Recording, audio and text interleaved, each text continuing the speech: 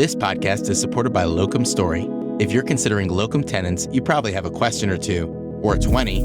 Fortunately, locumstory.com is packed with unbiased information from physicians like you. You can find locum trends for your specialty, compare different locums agencies, and there's even a quiz to help you decide if locums is right for you. All at locumstory.com. Worldwide, cardiovascular disease affects the lives of hundreds of millions. Dedicated CardioNerds everywhere are working hard to fight this global epidemic. These are their stories.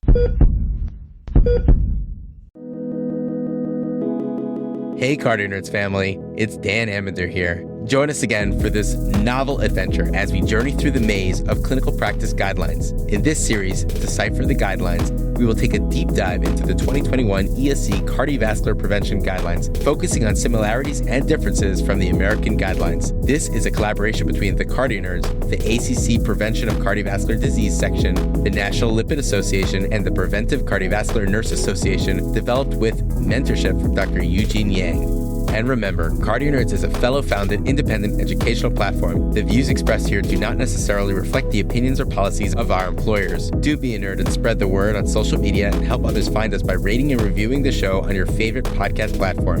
And hey, hope you're enjoying the intro music, custom mixed for CardioNerds by student Dr. Hirsch Elhetz, aka DJ Elhetz, medical student at USC and CardioNerds Academy intern of House Thomas. And with that, it's time to get nerdy.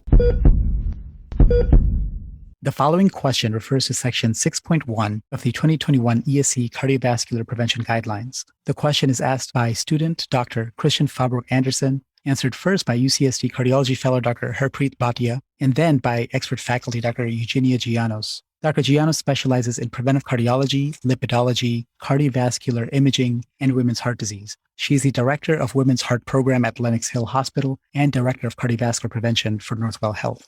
It's really great to be here with the famous CardioNerd team, and really great to see how many of you are interested in this awesome field of preventive cardiology that I've really built my career in and I'm tremendously passionate about. I'm also really excited that we're going to be putting the American and European prevention guidelines into practice with the cases that you've selected. Oh, thank you so much, Dr. Gianos. Christian, I hear you have a question for us. Thanks, Amit. Yeah, I've got a question about antiplatelet therapy for acute coronary syndrome, but I need a little help figuring out the answer. Here it is. A 70-year-old man with a history of hypertension, diabetes, hyperlipidemia, peptic ulcer disease with a prior upper GI bleed, as well as coronary artery disease, presents to clinic. About 1 year ago, he suffered an NSTEMI treated with percutaneous coronary intervention to the mid-LAD. He's feeling well and able to walk 1 mile a day with no anginal symptoms. He's currently taking 81 milligrams aspirin daily, ticagrelor 90 milligrams BID, atorvastatin 40 milligrams daily, metoprolol 25 milligrams BID, lisinopril 5 milligrams daily, and lansoprazole 15 milligrams daily. He has a preserved ejection fraction. His blood pressure in clinic is 110/70, and his heart rate is 65 beats per minute. His LDL is 50 milligrams per deciliter. What would you recommend for his further management? A, switch ticagrelor to clopidogrel, continue indefinitely. B, stop ticagrelor, continue aspirin indefinitely. C, continue aspirin and ticagrelor indefinitely. D, stop ticagrelor, start rivaroxaban, 2.5 milligrams BID. Harpreet, do you think you'd be able to help us with this question? Yeah, thanks, Christian. So this is a really commonly encountered clinical scenario. So this question brings up a lot of important points. The correct answer for this question is B, stop ticagrelor and continue aspirin indefinitely. In general, 12 months of dual antiplatelet therapy is recommended after acute coronary syndrome. That's a class 1 indication with a level of evidence of A. But long-term secondary prevention with antithrombotic therapy can be considered. That's including dual antiplatelet therapy for longer than 12 months with a P2Y12 inhibitor and aspirin, or low-dose rivaroxaban, which would be 2.5 milligrams twice a day with aspirin. That's indicated in people who are considered to get high ischemic risk without a high risk of bleeding. that's a class 2A recommendation with a level of evidence of A. However, the patient in this scenario is at increased bleeding risk and doesn't report any ischemic symptoms or ongoing ischemic features. So neither of those would be recommended, and they would fit into sort of the standard category of 12 months of dual antiplatelet therapy. So my main takeaway from this question would be, in general, 12 months of dual antiplatelet therapy is recommended after acute coronary syndrome. Prolonged dual antiplatelet therapy or low-dose rivaroxaban may be considered in someone who is at high ischemic risk and low bleeding risk. And I would like to turn it over to Dr. Gianos to see if she has anything to add to this question. Thanks, Harpreet and Christian. I really like the way you broke down the bleeding and thrombotic risk in this particular patient. And the reality is that historically, we left people on DAP indefinitely.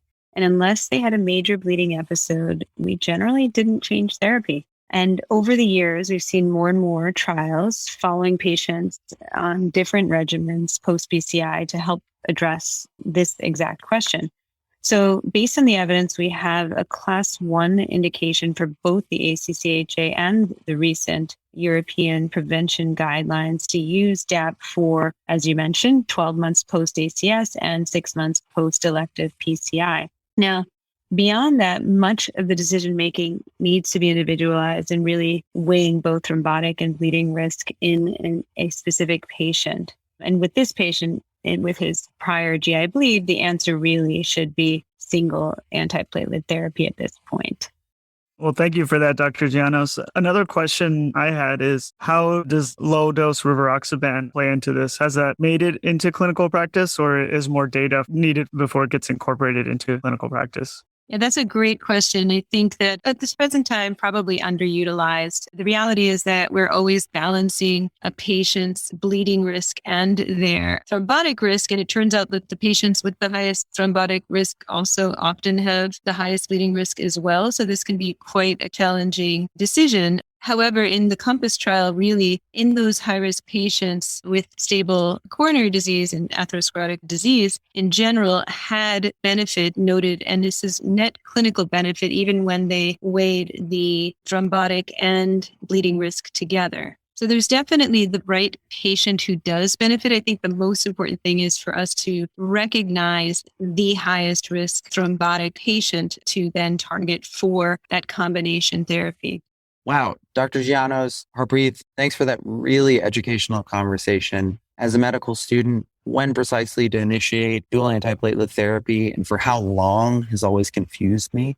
Thanks again for distilling this complicated topic into some clear, digestible points. And thanks for those terrific clinical pearls also. I think many folks listening on will take a lot away from this. Thank you so much for having me. It's really exciting to watch your progress as this CardioNerds production has come into play. And I am just excited to watch each of your careers in the future. Thanks again.